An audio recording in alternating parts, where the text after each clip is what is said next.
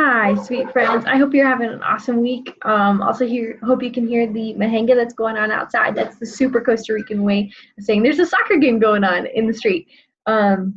People here don't really have like yards like we do in the States, and so they play soccer in the street, which is awesome.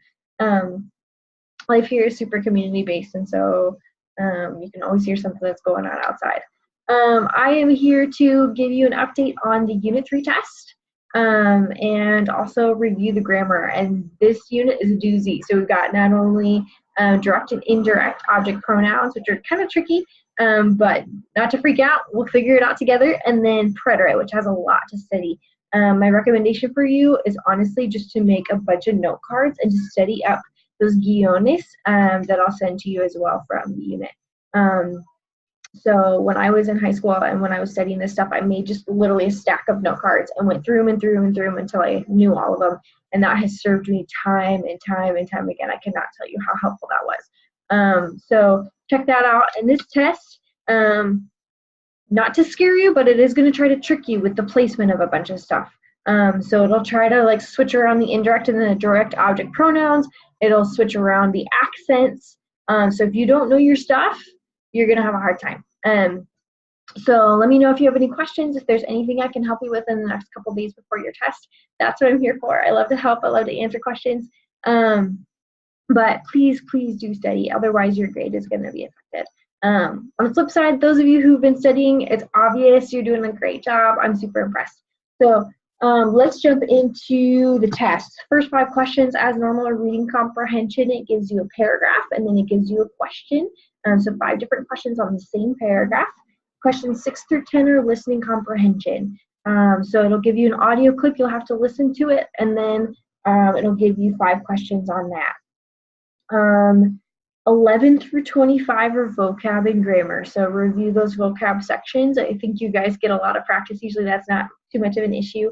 And a little bit of grammar here. For example, with preterite.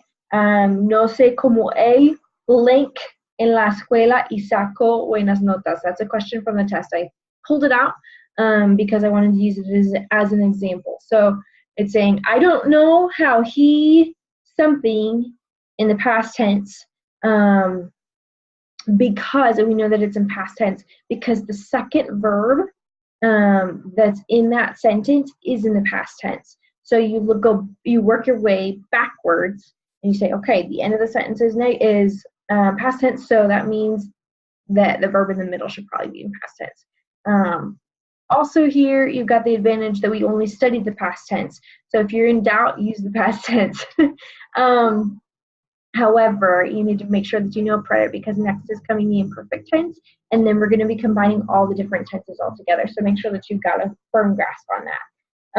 Questions 26 through 30 are putting the infinitive in the preterite form.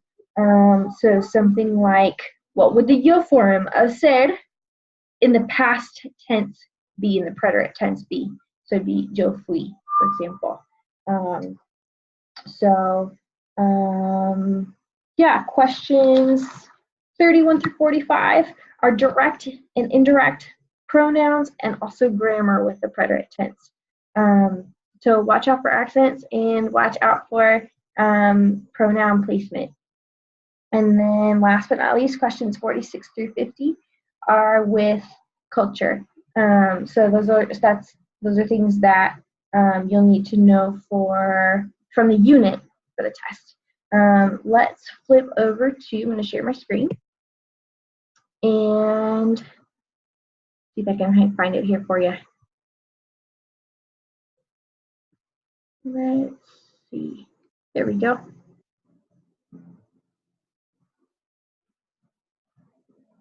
And sorry guys, let me try one more time.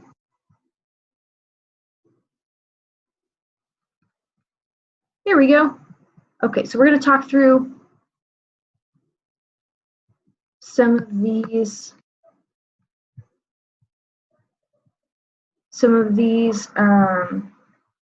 grammar issues. So this is pronouns, the personal I, which a lot of you have been struggling with in your writings, no big deal. And then double object pronouns. So pronouns, I'm going to let you read through the details, but they're going to be the yo is me, the tú, usted, the usted, ella is going to be lo, la, nos, os, los, las. So it answers the question who or what. So it can either be a person or it can be a thing. So for example, Juan compra zapatos. What is bought? Shoes. So zapatos is going to be the direct object pronoun. Okay? That's the idea. So highlight, it is gender specific.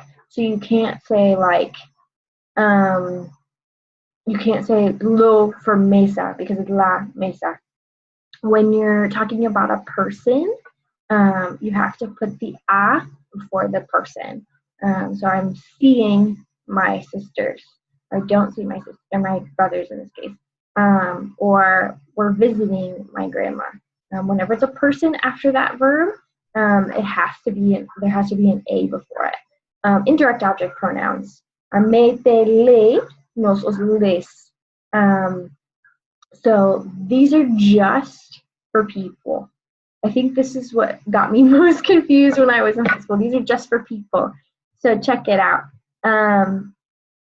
You can say, Lalo compra pizza para Roberto y Emilia. So the indirect object pronoun is going to be les because it's ages, right? So instead of Roberto and Emilia, you take that out and you put in the les, and it goes before the verb. When you have both of them, here's the rule that my teacher always taught me. You do the ID rule. So the I in ID always comes first, the indirect, and then the direct. Indirect, and then the direct. So ID rule, for example, yo te doy el dinero a ti. So the indirect is te, because it's the whom, and the el dinero is the lo. So the indirect and then the direct, the I and then the D, is going to be yo te lo doy, and that goes before the verb.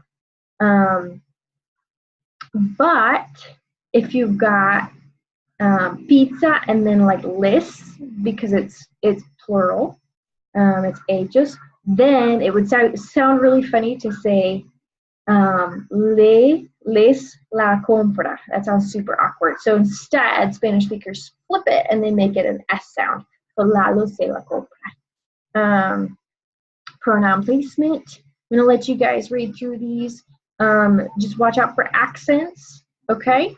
And that is your overview of direct and indirect object pronouns. If you want to Zoom to practice that, or I'll also put in a link in for a test, feel free to go ahead and do that, or don't hesitate to message me with questions. Once more, we're going to flip over to Preterite. Woohoo! Here we go. So preterite is completed actions in the past. Completed actions in the past. There's another past tense in Spanish called the imperfect, which is for repetitive things that happen over time. So this is something that has a definite start and a definite end. So, for example, I played on a youth baseball team for 6 years. It's done. It's not going anymore. So that's why it's preterite. The AR verbs are a, aste, o, amos, astes, aron. And then the ER, the iste, io, imos, istes, ieron. Those are pretty common. Let's check out the regulars because there's a bunch of them. So regular stems, this is called there's the U group, there's the I group, the I to Y, there's the J group, and then there's a whole bunch of other ones. So these are pretty simple. I would just make flashcards, like I said, for these. I'm gonna let you guys read those. And I think you understand, you should at least from the videos, that you take this, for example, andar. So you take the anduve, and then if you want to say I walked, the anduve.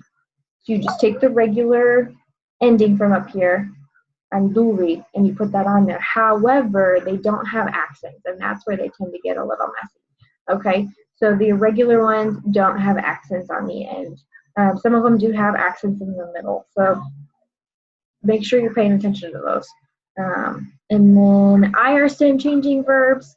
For example, vestir is visto. When it changes, when the E changes to the I or the O changes to U, it's only in the third person forms. Okay, so check it out. Normally you'd say yo visto, right? Or in the present tense. In the preterite, it's going to be vesti.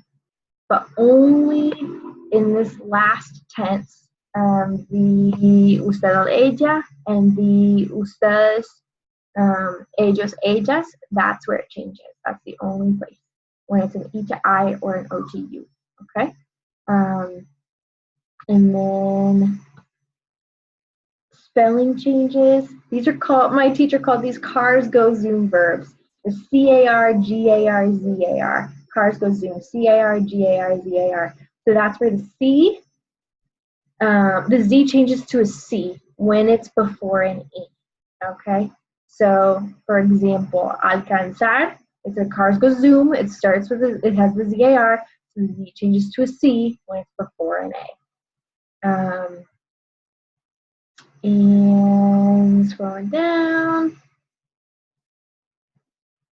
Check out these I to Y ones. For example, caí. Normally it'd be caigo. It's an irregular in the present yo form. So the I changes to a Y, and that's in the third person. So that's in the usted, ella, and in the ustedes, ellas, ellos, ellas. And then here's the J group, right? So like traer is a really common one, which is going to be like traje.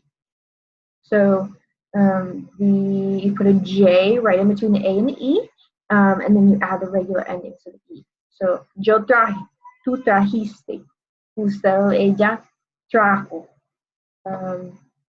And a couple last ones. Dar and ver are the same, just with different letters. So yo vi, tú viste, usted, ella, yo, versus ver, which is going to be yo vi. That's a really common one. Yo vi, viste, vio, stuff like that. And then ser and ir are the same. So that, my friends, sorry that was so long. Hopefully you stuck with me. But that is an overview of everything you need to know for the test, the indirect and direct object pronouns, and the preterite tense. Like I said, I'm here to help you out. If you need any help, make those flashcards, please, and study up. Watch out for those accents.